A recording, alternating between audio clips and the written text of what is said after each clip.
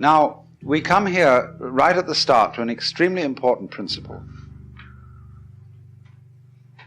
which is the different points of view you get when you change your level of magnification. That is to say, you can look at something with a microscope and see it a certain way. You can look at it with the naked eye and see it in a certain way.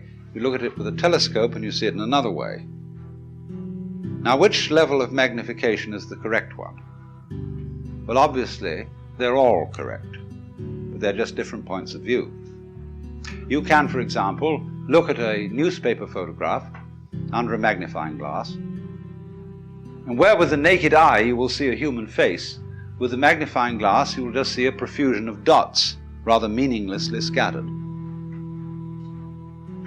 But as you stand away from that collection of dots, which all seem to be separate and apart from each other, they suddenly arrange themselves into a pattern. And you see that these individual dots add up to some kind of sense. Now you'll see at once from this illustration that maybe you, when you take a myopic view of yourself, as most of us do, but you may add up to some kind of sense that is not apparent to you in your ordinary consciousness.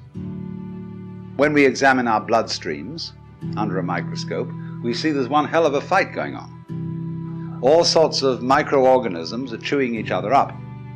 And if we got overly fascinated with our view of our own bloodstreams in the microscope, we should start taking sides, which would be fatal, because the health of our organism depends on the continuance of this battle.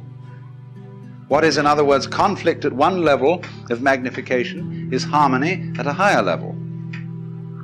Now, could it possibly be, therefore, that we, with all our problems, conflicts, neuroses, sicknesses, political outrages, wars, tortures, and everything that goes on in human life, are a state of conflict which can be seen in a larger perspective as a situation of harmony? Well, it is claimed, you see, that some human beings have broken through to that vision, that they've slipped somehow or other into states of consciousness where they see the apparent disintegration and disorganization of everyday life as the functioning of a totality which at its level is completely harmonious.